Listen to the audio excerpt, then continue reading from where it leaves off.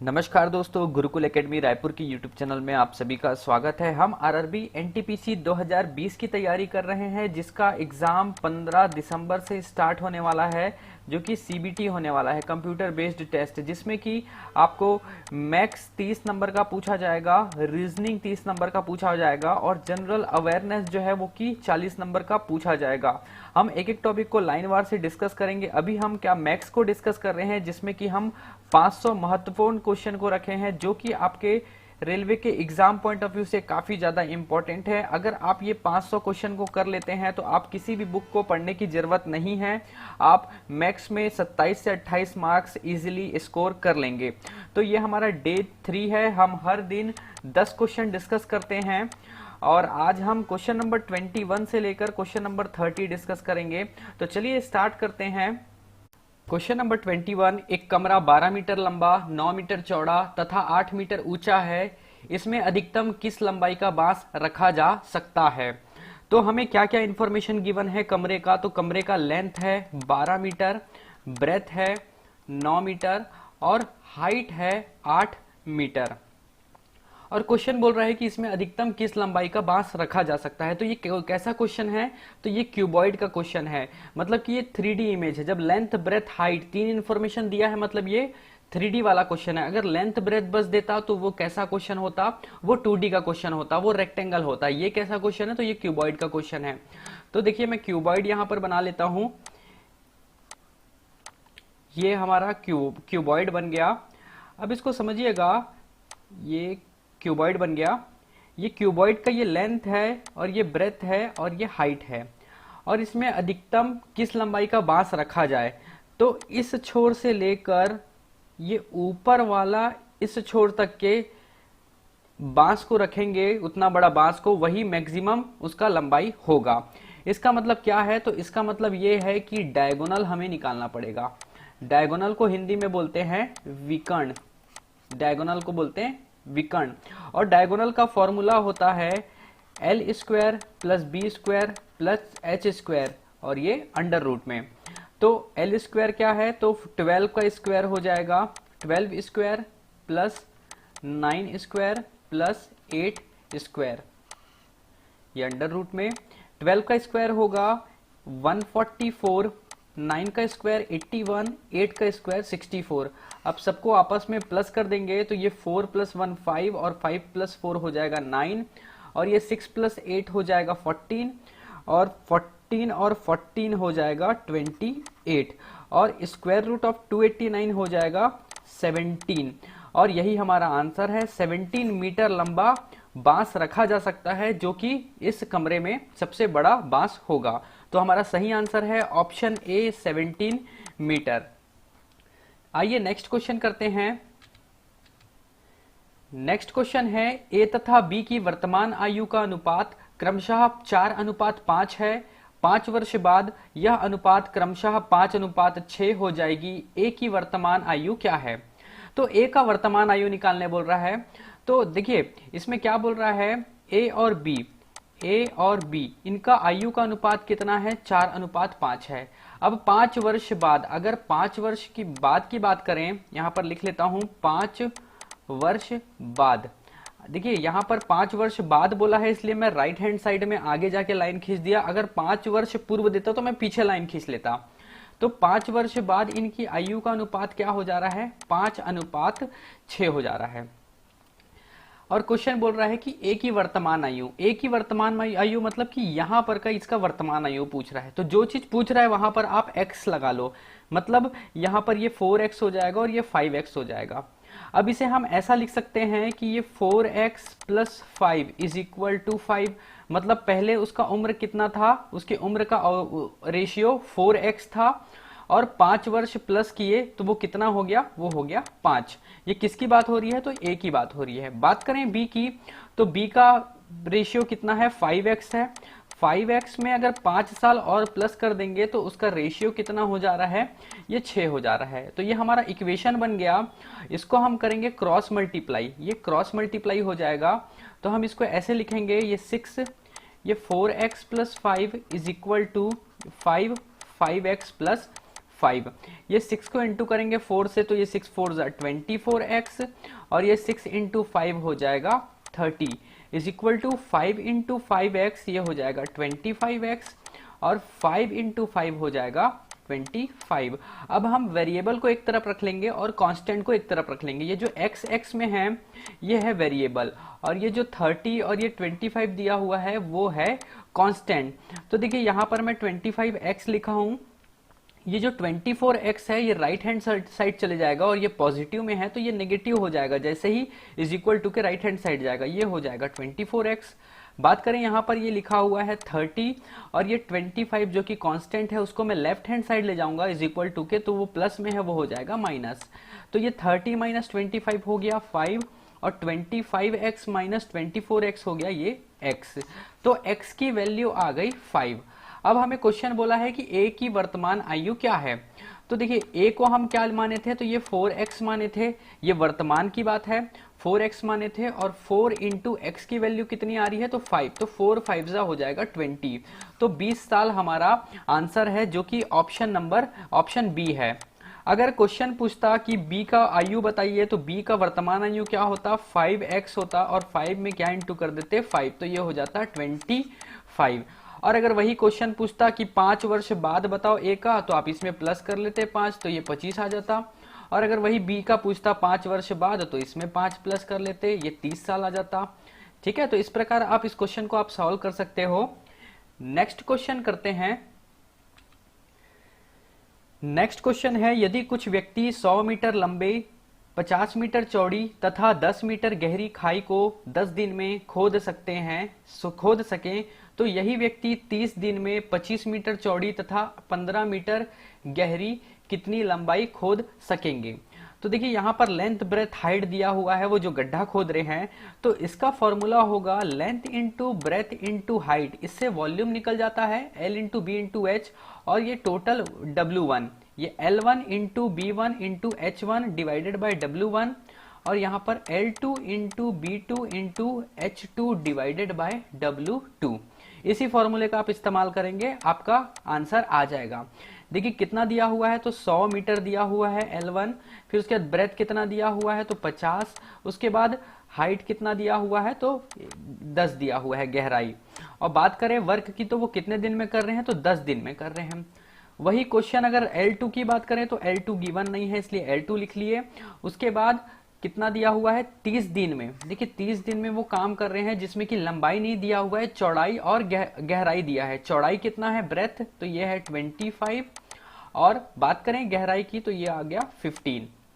देखिए आपस में हम काट सकते हैं, देखिए ये कैसे कटेगा तो ये 0 और ये 0 कैंसिल हो गया, मतलब आपस में ये नीचे वाली वैल्यू को काट सकते हैं और आपस में हम ऊपर वाली वैल्यू को काट सकते हैं। और ये हो गया ये 3 1 जा, ये 3 5 जा, ये हो गया 25 1 जा 25, ये 2 जा, ये 5 1 जा और ये 5 2 जा। अब 100 इंटू 2 200 और 200 इंटू 2 क्या हो जाएगा 400, तो 400 मीटर ही हमारा क्या है आंसर है, 400 मीटर उसकी लंबाई होगी। तो ऑप्शन ए हमारा सही आंसर है। चलिए नेक्स्ट क्वेश्चन करते हैं। एक निर्माता ने एक वस्तु का अंकित मूल्य ₹50 निर्धारित किया तथा उसे 20% का बट्टा देकर बेच दिया। यदि उसे 25% लाभ हुआ हो तो उस वस्तु का क्रय मूल्य कितना है। तो इसमें क्या क्या दिया हुआ है तो पहला तो इंफॉर्मेशन दिया है एमआरपी कितना है तो वो 50 रुपए है। आप सभी को पता होगा कि जो खरीदार या कोई भी दुकानदार है वो किसी वस्तु को खरीद के लाता है तो वो उसके लिए क्या है कॉस्ट प्राइस है, और उस वस्तु को बेचता है कुछ पैसा कमा के वो बेचता है, वो क्या होता है उसके लिए एमआरपी होता है। क्योंकि दुकानदार वो समाज सेवा करने के लिए नहीं बैठा है, वो प्रॉफिट कमाने के लिए बैठा है। मान के चलिए अगर वो 10 रुपए में मैगी खरीद के ला रहा है तो वो कितने में बेचेगा 12 रुपए में बेचेगा, तो 2 रुपए जाकर वो क्या कर रहा है कमा रहा है। ठीक है, अब समझिएगा कुछ दुकानदार ऐसे होते हैं जो रेट को बढ़ा के रखते हैं एमआरपी, फिर उसमें डिस्काउंट भी देते हैं प्लस वो प्रॉफिट भी कमा लेते हैं। तो ये इसी प्रकार का ही क्वेश्चन है, समझिएगा इसको, ये काफी ज्यादा इंपॉर्टेंट है। तो एमआरपी कितना है 50 रुपए, उसमें वो डिस्काउंट कितना दे रहा है तो डिस्काउंट दे रहा है 20%। और वो डिस्काउंट देने के बाद भी उसको प्रॉफिट हो रहा है, उसको प्रॉफिट हो रहा है 25% का। तो क्वेश्चन बोल रहा है कि उसका क्रय मूल्य क्या है, वो कितने में खरीदा है। ठीक है, फिर से रिपीट कर रहा हूं।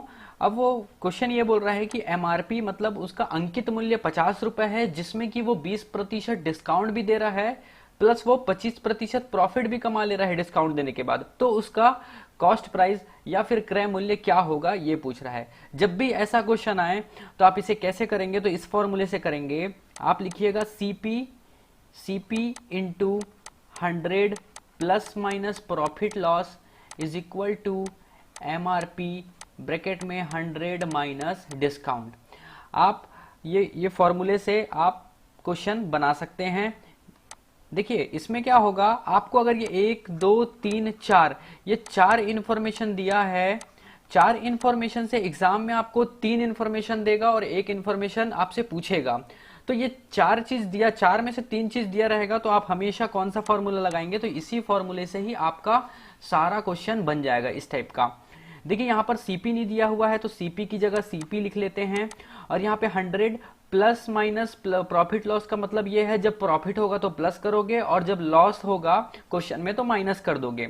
यहाँ पे क्या हो रहा है, प्रॉफिट है तो 100 में कितना प्रॉफिट करेंगे, तो 25%, तो 25 लिख देंगे इज इक्वल टू एमआरपी कितना है, तो एमआरपी है 50 रुपए, और 100 में माइनस क्या करेंगे, डिस्काउंट, तो डिस्काउंट कितना है, तो 20% डिस्काउंट है। ये हमारा इक्वेशन बनकर तैयार हो गया। ये सीपी इंटू ये हो जाएगा 125 इज इक्वल टू 50 इंटू ये 100 माइनस 20 हो जाएगा 80। ठीक है, अब इसको काटेंगे तो हमारा आंसर आ जाएगा ये 25 टू जा और ये 25 5 जा, ये 5 1 जा और ये 5 16 जा 80, और सीपी कितना आ रहा है, तो सीपी आ रहा है 2 इंटू 16 कितना होता है, तो 32, तो 32 रुपीज ही कॉस्ट प्राइस है, क्रय मूल्य है उस वस्तु का, जिसका आंसर है ऑप्शन 3 32 रुपीज। आइए नेक्स्ट क्वेश्चन करते हैं। नेक्स्ट क्वेश्चन है, ए किसी वस्तु को 15% लाभ पर बी को बेचता है, बी इसे 10% हानि पर सी को बेचता है। यदि सी ने इसके लिए 1517 रुपए 50 पैसे भुगतान किया हो तो ए ने इसे कितने रुपए में खरीदा होगा। तो उसका कॉस्ट प्राइस पूछ रहा है, तो उसको हम मान लेते हैं एक्स, और एज ए के लिए वो एक्स रुपीज में वो खरीदा और वो कितने में बेच रहा है, 15%। तो कोई भी व्यक्ति कोई भी सामान को खरीदता है बेचने के लिए, तो वो जो खरीदा हुआ सामान है वो उसके लिए 100% होता है, और वो उसे कितने प्रतिशत में बेच रहा है, तो 15% लाभ पर, मतलब वो 100% में खरीदा और 115% में बेच रहा है वो, तभी वो 15% प्रॉफिट होगा। तो ये जो ए है, ए के लिए एक्स था और वो बी को कितने में बेचा, तो 115% में बेचा। अब बात करें, बी इसे 10% हानि में बेच देता है, तो बी जब ये खरीदेगा तो उसके लिए भी वो 100% होगा, और वो जब हानि में बेच रहा है मतलब कि वो 100 से कम में बेच रहा है 100% से, तो वो कितने में बेचेगा, 90% में। तो ये बी सी को बेचेगा, और सी कितने में खरीद रहा है उसको, तो 517 रुपए 50 पैसे में उसको खरीद रहा है। तो ये हमारा इक्वेशन बनकर तैयार हो गया। अब क्या करना है, x की वैल्यू निकालनी है, तो x की वैल्यू निकालनी है तो x को यहीं रख दीजिए, और बाकी जो ये बचे हुए नंबर हैं इसको ये इज इक्वल टू के राइट हैंड साइड में ले जाइए, आंसर आ जाएगा।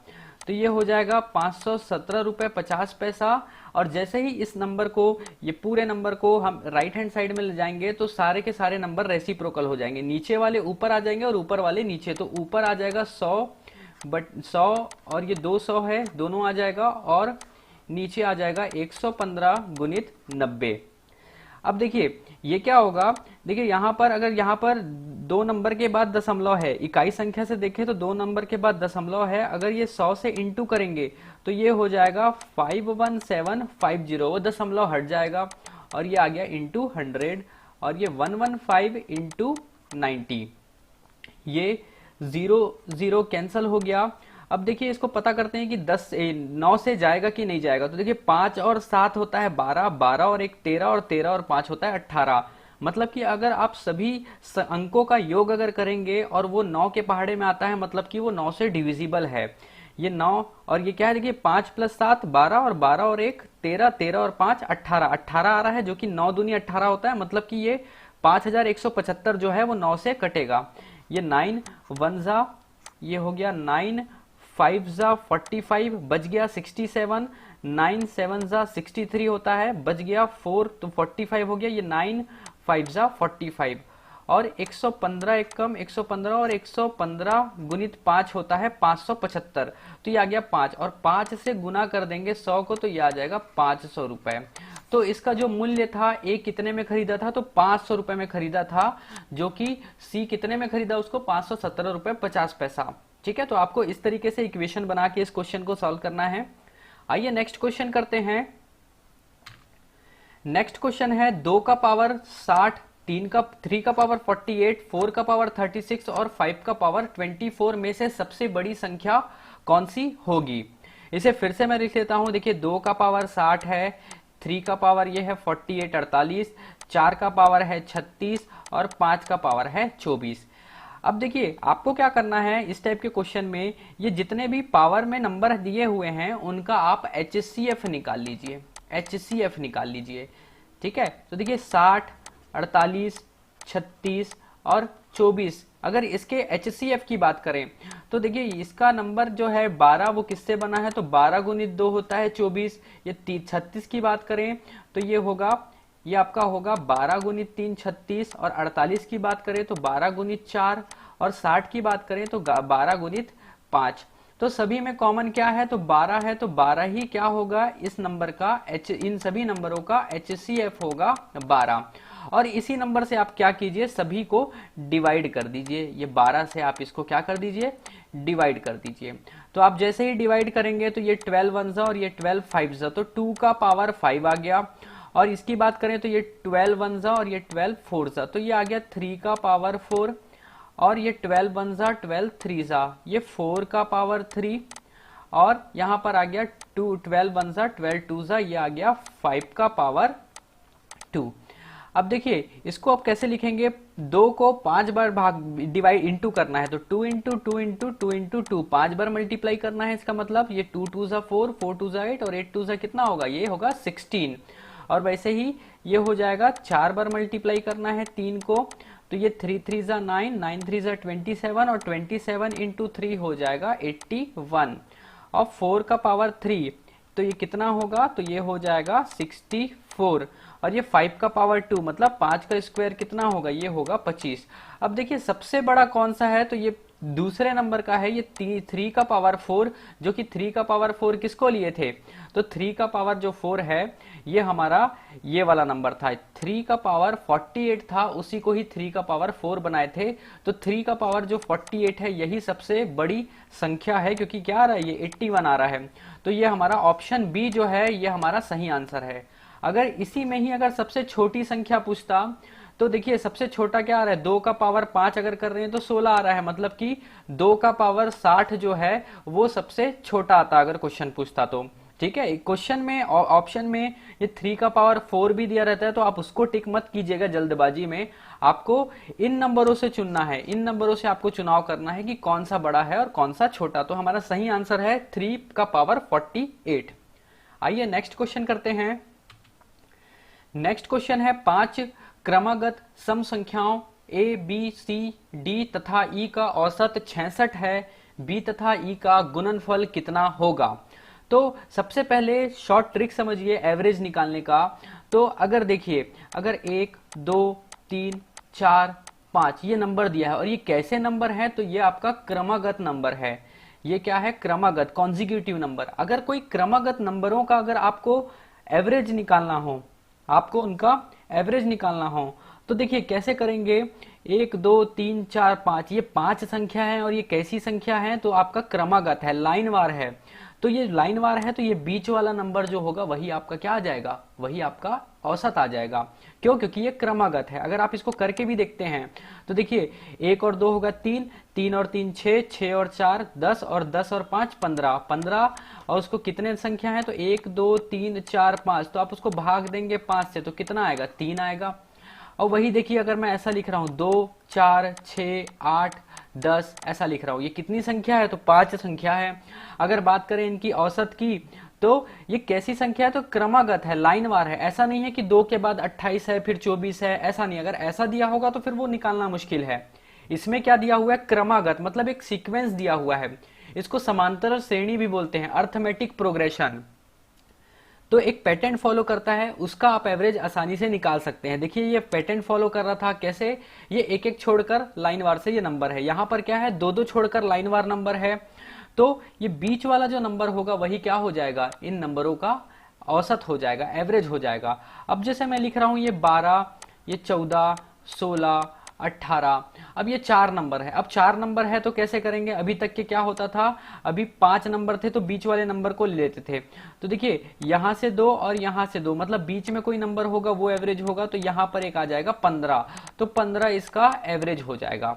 ठीक है। और अगर एग्जांपल लूं तो जैसे कि लिखा हुआ है 1, 3, 5, 7, ये हो गए 4 नंबर। तो इधर से 2 और इधर से 2 बन गए और यहां पर बीच का ही नंबर एवरेज होगा, जो कि क्या होगा? 4। ठीक है। तो इनका एवरेज क्या हो जाएगा? 4 हो जाएगा। तो ये सब कैसे नंबर हैं? तो ये है समांतर श्रेणी, अर्थमेटिक प्रोग्रेशन। एक पैटर्न फॉलो करता है, उसका आप औसत आसानी से निकाल सकते हैं। अब एक चीज को समझिएगा, अगर मेरे को क्वेश्चन दिया है कि 5 संख्या है और उसका एवरेज जो है 3 है, तो वो 5 संख्या कौन सी होगी? तो देखिए अगर 3 एवरेज है और इसमें ये भी बता रहा है कि क्रमागत, मतलब कि लाइनवार वो नंबर है, तो बीच में लिख दूंगा 3 और 1, 2 और राइट हैंड साइड में लिख दूंगा 4 और 5, यही नंबर होंगे। अगर बात करें, क्वेश्चन दिया है कि 5 संख्या है जिसका औसत कितना है? 6 है, और कैसी संख्या है? तो वो क्रमागत है, क्रमागत सम संख्या है। तो यहां पर बीच में लिख लूंगा 6 और पीछे आ जाएगा 4 और 2 और आगे आ जाएगा 8 और ये 10 आ जाएगा, क्योंकि सम संख्याएं बोल रहा है और क्रमागत बोल रहा है लाइनवार से। अगर क्वेश्चन ऐसा बोल रहा है कि 4 क्रमागत संख्या, 4 सम क्रमागत संख्या है और उनका औसत कितना है? 15 है। तो देखिए सम संख्या बोल रहा है तो 15 के बाजू क्या होगा?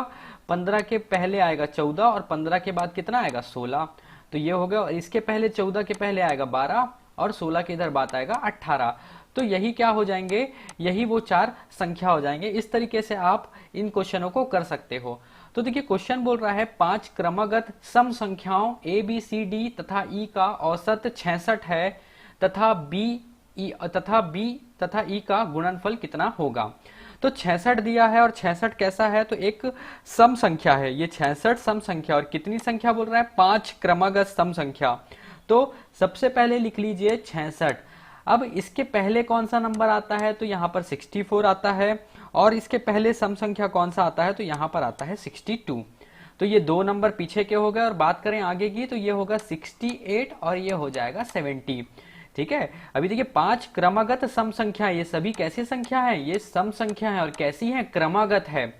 ठीक। तो इनका औसत बीच वाला ही होगा 66। और इसको नाम दे देते हैं ए बी सी डी और ई। और क्वेश्चन ये बोल रहा है तथा बी तथा ई का गुणनफल कितना होगा? तो ये बी 64 है और ई क्या है? 70। अब इनका ही गुणनफल बोल रहा है बी और ई का। तो बी कितना है? 64 और ई कितना है? 70। इंटू करेंगे 7 4 28 का 8, 2 कैरी, और ये हो गया 7 6 42 और 42 प्लस 2 हो गया ये 44। तो 4480 इसका आंसर होगा, जो कि हमारे ऑप्शन में नहीं है, इसलिए इसका सही आंसर होगा इनमें से कोई नहीं। ठीक है। चलिए नेक्स्ट क्वेश्चन करते हैं। नेक्स्ट क्वेश्चन है, एक भिन्न के अंश में 125% वृद्धि करें तथा हर दुगनी करें तो प्राप्त भिन्न 5/9 है। मूल भिन्न क्या है? तो इसे ऐसे करेंगे, हम मान लेते हैं कि जो भिन्न है, भिन्न मतलब कि होता है इंग्लिश में फ्रैक्शन। तो ये फ्रैक्शन x और ये y है, और इसमें कितना वृद्धि कर रहे हैं? तो इसमें 125% वृद्धि कर रहे हैं, और y में कितना? तो दुगना कर रहे हैं। दुगना मतलब कि ये 200%। तो बराबर कितना हो जा रहा है? ये 5/9 हो जा रहा है। देखिए ये आपस में कटेगा, ये 25 5 जाएगा और ये 25 8 जाएगा, और ये क्या हो जाएगा? x/y इंटू 5, और ये हो जाएगा यहाँ पर इंटू 8 इज इक्वल टू 5/9। हमें निकालना है xy का value. x/y is equal to, ये 5/8 है, वो रेसिप्रोकल होके इधर आ जाएगा, और जैसे ही राइट हैंड साइड आएगा तो वैल्यू क्या है, नीचे वाली ऊपर आ जाएगी और ऊपर वाली वैल्यू नीचे आ जाएगी। और ये 5 आपका कैंसल हो जाएगा और ये आ जाएगा 8/9, वो ओरिजिनल भिन्न आ जाएगा, फ्रैक्शन आ जाएगा। तो यही हमारा उत्तर है जो कि ऑप्शन सी में दिया हुआ है 8/9। नेक्स्ट क्वेश्चन करते हैं। नेक्स्ट क्वेश्चन है, ए किसी कार्य को 12 दिन में समाप्त कर सकता है, ए की तुलना में बी 60% अधिक कार्य कुशल है, उसी कार्य को पूरा करने में बी कितना दिन लेगा। सबसे पहले कार्य कुशलता की बात कर रहे हैं, तो अगर ए अगर किसी काम को अगर 100 दिन में करता है, 100 यूनिट करता है, तो बी कितना यूनिट करेगा, तो बी 160 यूनिट करेगा। यूनिट मतलब आप समझिए पेन बनाता है, अगर ए अगर 100 पेन बना रहा है एक दिन में, तो बी कितना पेन बनाएगा, 160 पेन बनाएगा। ऐसा क्यों बोल रहा हूं मैं, क्योंकि यहां पर दिया है बी 60% अधिक कार्यकुशल है, तो मतलब ए अगर 100 पेन बना रहा है तो बी कितना बनाएगा, 160। अगर इसको हम काटें तो ये आ जाएगा, ये 2 5 जा और ये 2 8 जा, मतलब इनके रेशियो आ गया 5:8। मतलब कि ए अगर 5 पेन बनाएगा एक दिन में तो बी कितना बनाएगा, 8 पेन बनाएगा। ठीक है, तो अब उसके बाद इसको ऐसा लिख लेते हैं, ए किसी काम को ए 5 यूनिट करता है और बी 8 यूनिट करता है। और बात करें टोटल वर्क की, तो क्वेश्चन आगे बोल रहा है कि ए किसी कार्य को 12 दिन में समाप्त करता है। तो एक चीज समझिएगा, ए जो है वो 5 यूनिट एक दिन में बनाता है, 5 यूनिट एक दिन में, तो 12 दिन में कितना बनाएगा, तो 60 यूनिट बनाएगा। पूरा काम क्या है, तो पूरा काम क्या है, 60 यूनिट है। तो आप यहां पर लिख देंगे टोटल वर्क 60 यूनिट। और क्वेश्चन अब क्या पूछ रहा है, तो बी उसी कार्य को पूरा करने में बी कितना दिन लेगा। तो बी का एफिशिएंसी कितना है, तो बी का एफिशिएंसी 8 यूनिट। तो टोटल वर्क हो गया 8 यूनिट और बी का एफिशिएंसी कितना है, तो 8 यूनिट पर डे का है। ये यूनिट यूनिट कैंसल, ये 4 2 जा और ये 4 15 जा, 15/2 आ रहा है। इसको हम मिक्स्ड फ्रैक्शन में लिखेंगे, 2 7 जा 14 और ये बच गया 1, मतलब 7 सही 1/2 दिन में बी उस काम को कंप्लीट कर लेगा, जो आंसर हमारा ऑप्शन बी है। आइए नेक्स्ट क्वेश्चन करते हैं। नेक्स्ट क्वेश्चन है, किसी त्रिभुज के 3 कोणों का अनुपात 2:3:7 है, इनमें सबसे बड़े कोण की माप क्या होगी। तो त्रिभुज दिया हुआ है, आप सभी को पता होगा जो ट्रायंगल होता है वो कितने डिग्री का होता है, तो ट्रायंगल के तीनों कोण मिला के 180 डिग्री के होते हैं। और इसे हम ऐसा लिख सकते हैं कि ये 2x + 3x + 7x = 180 डिग्री, और सभी को इसको प्लस करेंगे तो कितना होगा, ये हो जाएगा 7 3 10 और 10 और 2 12, तो ये 12x = 180 degree, x = 180 degree divided by 12, और ये 12 1 जा और ये 12 15 जा, तो x की वैल्यू आ गई 15। और क्वेश्चन ये बोल रहा है कि सबसे बड़े कोण की माप क्या होगी, तो इसका रेशियो जो है 7, यही सबसे बड़ा है, तो हम इसको 7x लिए थे, तो 7x 7 × 15, तो 7 5 जा 35 का 5 3 कैरी 7 1 जा 7 और ये 3 कितना हो जाएगा 1 10, तो ये 105 जो है ये सबसे बड़ा कोण है, जो कि हमारा ऑप्शन डी 105। तो मुझे पूरा उम्मीद है कि अभी तक के जो मैंने क्वेश्चन आपको 10 क्वेश्चन कराए हैं वो आपको समझ आ गया होगा। और अगर कोई भी अगर आपको इस क्वेश्चन से रिलेटेड अगर कोई भी डाउट है तो आप मुझे कमेंट में बता सकते हैं। और अगर आप हमने हमारा यूट्यूब चैनल अगर सब्सक्राइब नहीं किया है तो आप सब्सक्राइब कर लीजिए, ताकि आपको आने वाले वीडियो का नोटिफिकेशन मिलता रहे। और तब तक के बने रहिए गुरुकुल एकेडमी के साथ। Thank you.